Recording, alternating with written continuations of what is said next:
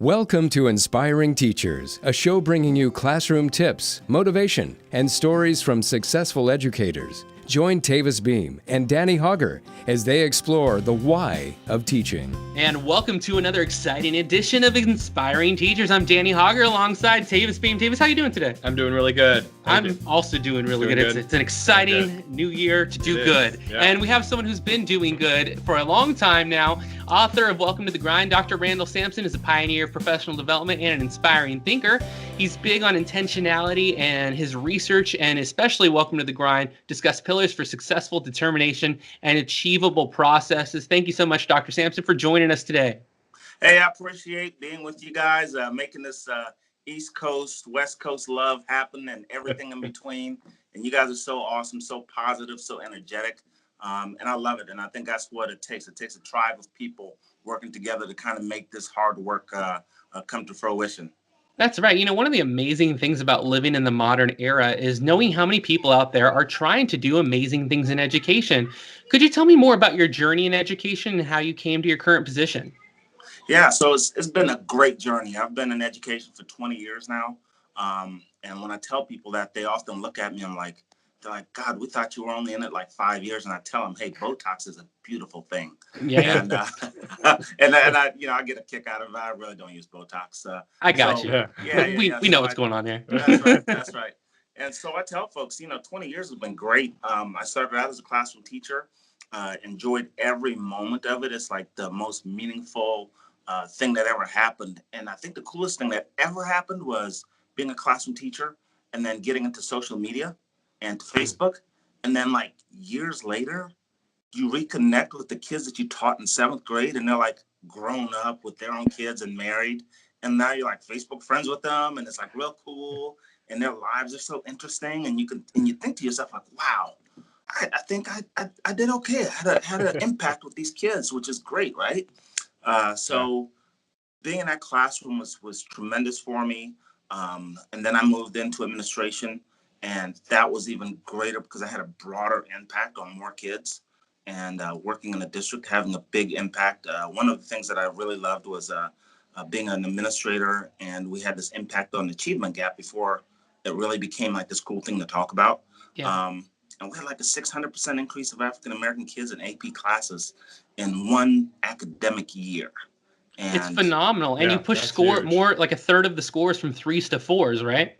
Yeah. And that's the big part, because everybody says, oh, you guys just threw all the kids in there and they weren't prepared, but they were pretty good kids. They were like rock stars. And they moved from 3s to 4s on the score. And then from there, I moved on to a great organization with Knowledge Works Foundation. And then I created my own company called Liberty Leadership Development. And like any good teacher, you always ask questions instead of just having answers. So I asked my kids, I was like, hey, kids, Dad's thinking about creating his own company. What do you think it should be? And at that time, my kid was in 4th. She was 4 years old. And she said, yeah, with liberty and justice for all, that's what you're going to do. And there's the name. So we said Liberty Leadership Development. So it's all about liberating people to be empowered. And then leadership is obviously about providing that opportunity for people to really find themselves. And then that development component is not about me developing you, but you finding your niche and your why to sustain your own development over time, to keep that burnout factor from happening. Because if it's yours, this flame will burn forever. But if it's somebody else's flame, the minute there's a slight breeze that comes along and blows on it, you're like, oh, yep, I told you it wouldn't work. That guy, he gave us the wrong stuff. We might as well quit and do something else, right? So I'm all about people being empowered to really take the mantle and run with it. That reminds me of something I heard David Goggins talk about. He said inspiration is like kindling.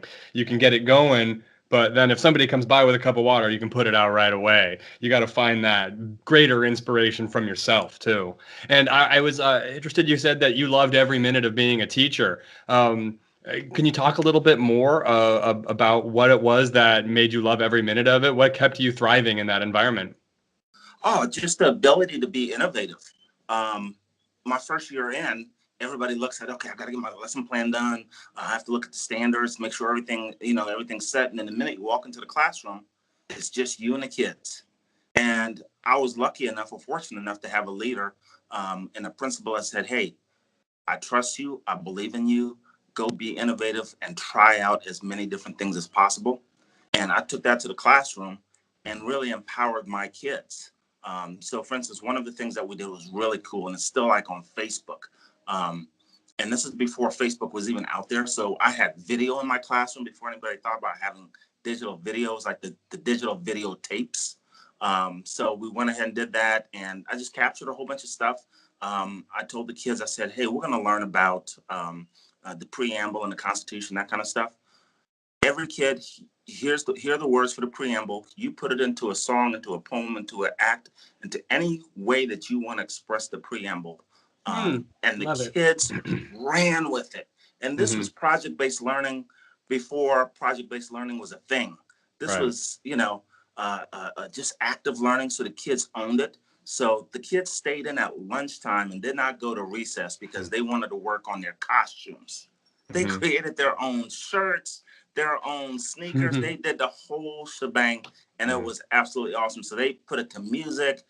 Some kids wanted to do it as a poem. Some kids wanted to do it as sign language. So they taught themselves sign language. Because I asked them, I said, you guys taking sign language? They're like, no, we just thought it was cool. So we decided to do it ourselves, teach ourselves sign language, and we signed it. So stuff like that I couldn't tell a kid to go do this. They just found that inner fire and flame that they wanted. My job was just to facilitate that, right? To set the conditions.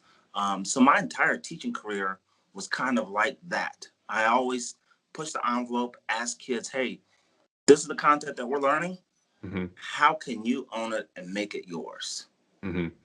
It's great. Yeah, that's huge. What I loved when I was reading Welcome to the Grind was words that would mean something to me as a creator. And you talk about how grinding alone can lead to burnout. I produce a free song every week. We've been cutting episodes multiple times a week. I've got about 300 pieces of material on Teachers Pay Teachers in the Hogger History Store. You just gave me an idea for the preamble assignment. I'm going to write that up as soon as we're done here. I love creating, and what you wrote about the 6 pillars of success and getting motivated, I found very empowering is the word that you used. And it's great because what you just described was you give students a floor, but they set the ceiling. And that I think is really powerful. You let them impress you and surprise you with the work that they will do. Yeah, and that's what I tell people all the time, because everybody's so deep into the achievement scores and the state test scores, and I get that. I understand it, because when we really look at the state test scores, and we take it all the way back to the late 70s when they started tracking this stuff, right? As of today, 2018, African American students on average, this is just the normative average, right? Leave high school reading at the same grade level as a white kid in 8th grade. So the data matters. The testing matters. I get it. I understand it. So we have this achievement gap where Black kids are reading at an 8th grade on average at an 8th grade level compared to their white counterparts who are in the same grade level in 12th grade. So with that, I always tell people, yeah, you have to understand that the test scores are the bare minimum. The test scores that's the ceiling. The test scores are not the ceiling. The test scores are the floor. The ceiling is the potential as to what we're asking kids to actually do. Let them surprise us with their knowledge base, right? Because they have experiences and knowledge way outside of filling in the bubble. And we have to really exploit that and make it happen for our kids. If not, we're doing them a disservice by just allowing them to fill in bubbles. Right. So we're recognizing the importance and the reason why we have the tests, but they're not making that the central focus of the education process. Oh yeah. If the kids can learn in dynamic ways and ways that really work for them and ways that are exciting for them, the test scores will take care of themselves. Right. You know, that's the minimal stuff that'll take care of itself. Absolutely. And so I'm wondering, as you transitioned from being a teacher to being an administrator, what was your method to help encourage teachers to take on that ingenuity and that spark that you had given, brought to your class? Yeah, and it's the same thing. So one of the things is that I truly believe is I don't just tell people, right? So the ability to show and to lead by example and to Hmm. model, and also just one of the things I try to do is I really try to have a hook, and the hook means when things are chaotic around you, 'cause chaos happens in schools. So chaos happens, things happen. We're dealing with human beings, right? Right. When things seems like they're spinning out of control, what's our central hook that we all put our hand on, and we can say this is our focal point. When things are out of control, we come back to this. Mm-hmm. Hmm. So one of the things that a great quote that I use, we're out here in the Midwest in Columbus, Ohio. It's Ohio State, Ohio State, Ohio State, right? Um, so one of the things that we have here is we have a very dynamic football team in the Ohio State Buckeyes, and their coach Urban Meyer has a saying: "When I needed you the most, you gave me your very best." And just about every teacher in the state of Ohio uses that now. But it resonates with everybody, right? So from the students to the parents, to the administrators, to the community members, things are not always going to be roses. Hmm. But when I need you the most, I need you to give me your very best. And that's a simple concept, and that includes for teachers, right? If Right. I'm an administrator and I really need you and I really need our kids to perform, you got to give me your best. And the same thing for kids. Things aren't always perfect. You have a little runny nose today, but I really need you today. Can you give me your best? Whatever Right. your best may look like. I'm not Yeah. going to judge it. Whatever Hmm. your best may look like. So that really resonates, and that's been the practice that I've had over time, and that's kind of how I've used it. So it's very inspiring to be empowered It is. because you're not depending on the speaker to come in and hype everybody up, and then when they leave, everybody just looks at each other like, okay, Mhm. now what? Right. Yeah. There was Totally. that inspiration, but fizzles out eventually. Yeah, so that That's that right. is a very good hook. I Yeah. wonder if your hook has changed over time. If your why of teaching at this point, what is it, and how has it changed through your development, through your learning and knowledge and experience? Yeah. So for me, I think over my 20-year career, I've pretty much stayed consistent with my why. And I found that out if you look in my book at the very first chapter with one of my real good friends, Tom Herman. He's Right. football coach down at the University of Texas, Yeah. and they just won the Sugar Bowl down in New Orleans, right? It's a big year. It's a big year. It's a big year. More bigness to come, I suppose, right? Yeah, probably so. Bigness a word, yeah. I'll take it. It's Yeah. So one of the things that I've having conversations with him over the past 5 or 6 years that I've noticed about myself is that my why really hasn't changed, and it's all about the culture for me. And Tom and I, Coach Herman and I, always have this conversation that always leads back to the culture. What specific culture are we trying to form? And your culture is shaped by the values of the individuals, right? So, what specific values are we driving? And those values will shape our eventual culture. And that's been since the beginning. So, when I was a first year teacher out the gate, here's what I value: reading, writing, showing up, being kind, taking care of each other, and having each other's back. Hmm. And once you create that value system, the culture starts to thrive. Now kids are looking out for each other. Now kids are becoming more responsive to each other. Now kids are being nice to each other. Yeah. Kids are encouraging each other, and kids want to show up to school and want to do the work. And they also go to a class and say, "Hey, you're my teacher, and I really like you, and I want you to be the best. And when you need me the most, I will give you my best." Hmm. And so Hmm. that culture is what we're constantly trying to drive. And I know people throw out the word culture, but nobody really practices it that much.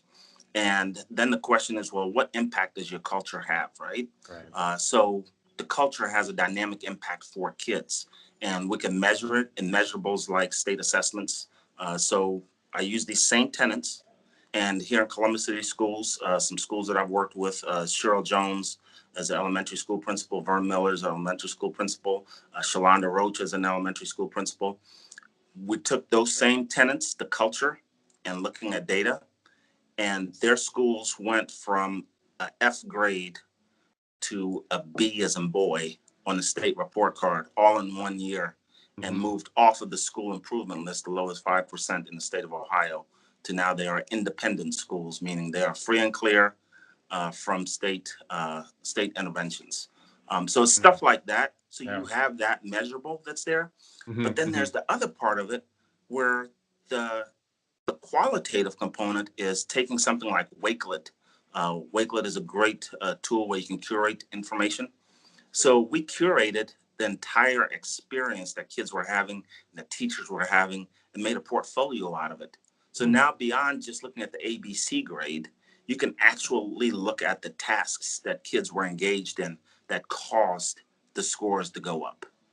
So now you have a portfolio that tells a story in addition to the quick ABC grade on the state report card.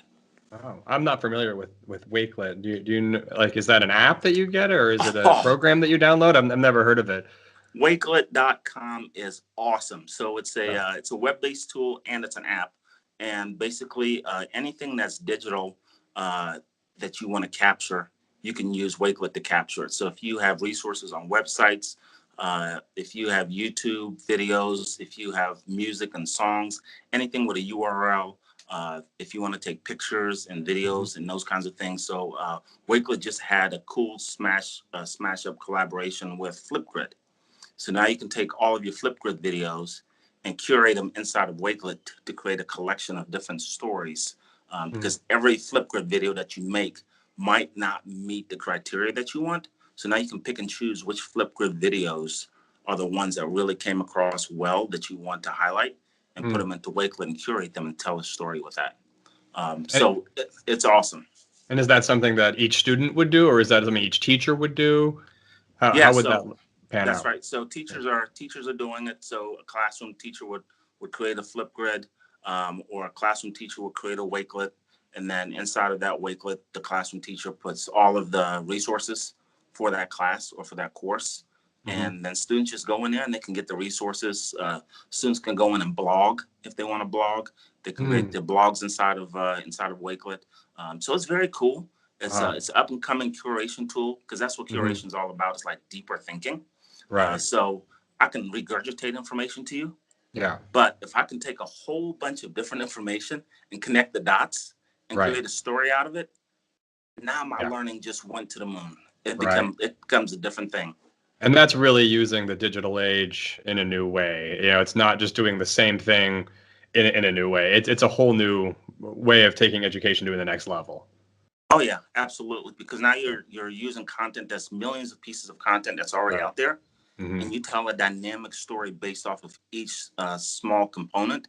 And nobody has ever told a story that way before, so it becomes very unique to that learner, to that teacher, to that school. We thank you so much, Dr. Randall Sampson, for telling your story to us in a way that really fires us up. We're excited, and it shows also you are a lifelong learner. You find new tools and you see we can elevate. Let's do it. And we appreciate that vibe, and we appreciate your book, Welcome to the Grind, and we appreciate you joining us today on Inspiring Teachers. Thank you so much for being our guest. Thank you. Hey, I appreciate you guys, and I'll give you a Midwest to the West Coast high five right through the Skype. We'll take it. I'll take it. All right, man. Thank you so much. Thank you so much for everything that you do. We hope you'll come on again with us sometime, and thank you for making a difference in so many people's lives. All right, we'll talk to you soon. And for another edition of Inspiring Teachers, that's Davis Beam, and I'm Danny Hogger. We'll see you next time. Class is dismissed.